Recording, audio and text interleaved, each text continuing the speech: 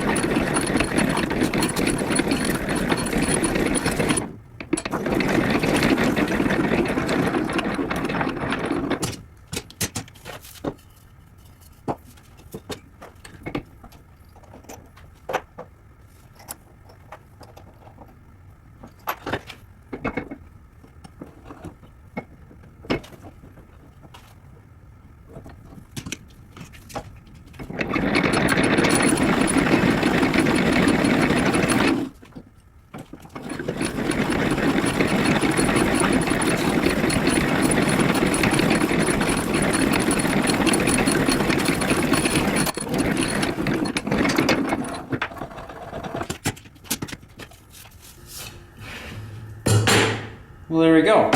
There's all of our holes drilled. So now it's time to move on.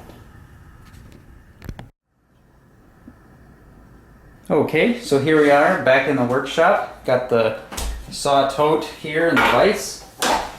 Lower it just a hair. So now what I'm going to do is use my coping saw, and I'm going to cut out the outline as best I can, cutting in between all the holes that we just drilled, and hopefully I'll have a decently shaped tote.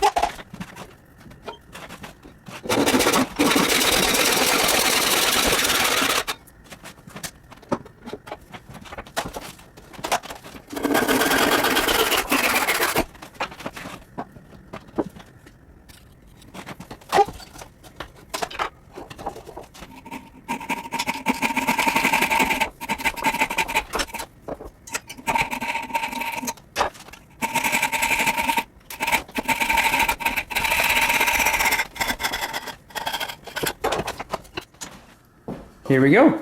Rough tote. Pretty rough. That's kind of where I wish I would have had a scroll saw and or a bandsaw at my disposal, but should work okay. So here we go. Next step will be getting out the file and the rasp and all that fun stuff and getting this puppy shaved up. As you can see, I've got the saw tote back in the vise, and what I'm going to do is start shaping this. I have a various selection of floats, rasps, files, even a saw maker's or a handle maker's file rasp. So what I'm going to do is I'm basically just going to pick whatever method is easiest and or quickest. So for the stop section here, since it's pretty much flat, I'm just going to use a hand plane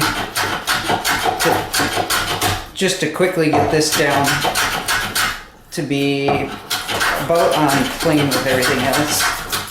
Just get rid of any of the uneven spots and anything that I might have screwed up with the lack of coping saw skills, but alright, that looks pretty good. I did end up grabbing and printing, another template, and I just sort of line that up with the holes that I drilled on the post drill, and so now I just have a template on both sides, which should hopefully make it a little bit easier to keep myself in check. But so basically what I'm going to do is I'm going to start on the tote, on the actual handle part where I put my hand, because that's quite uncomfortable, and I'm just going to keep going around from there.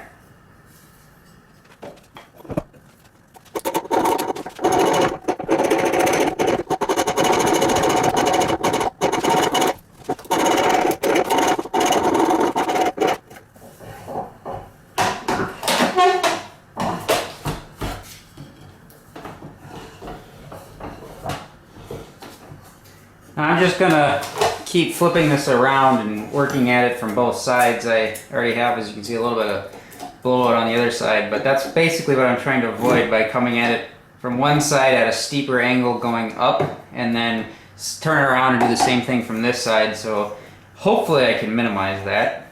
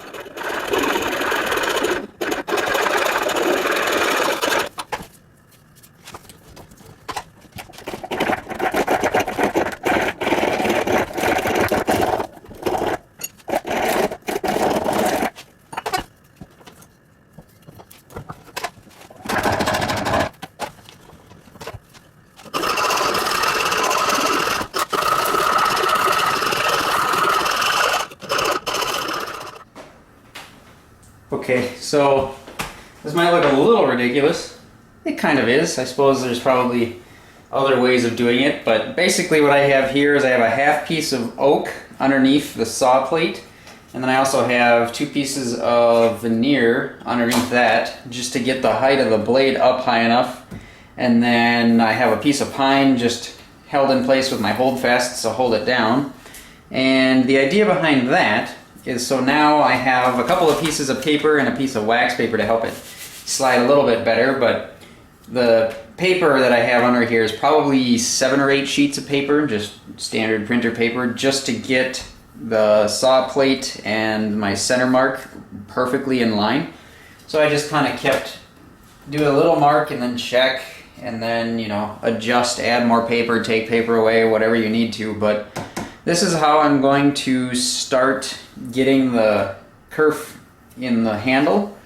I'm just going to hold this against the bench and then slide it to get it started, just so to make sure that I get it perfectly parallel to the sides and don't screw anything up. So, alright, here we go.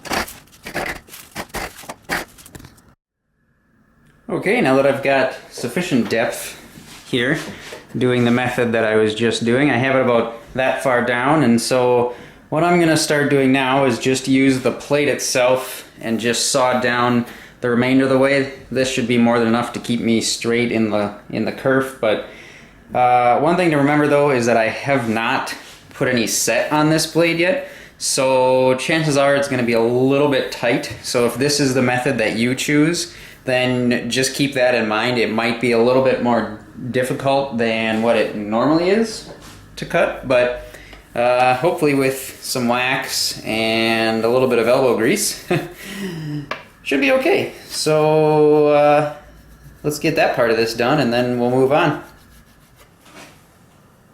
Okay, so what I'm going to be doing is basically holding on to the saw like this. So just kind of right in the corner of my hand. I did make sure that these are all filed down nice so I don't have to worry about sharp edges, but if you're worried about it, you can always use gloves. I've already done this once actually, so I didn't find it to be too bad, so this is just what I'm going to keep doing. So I'm just going to go down here and make sure you keep an eye on your lines, that one here and then over here, just to make sure you don't go too far, because then your blade will be further into your tote than what you would design the blade and the template for. So there we go.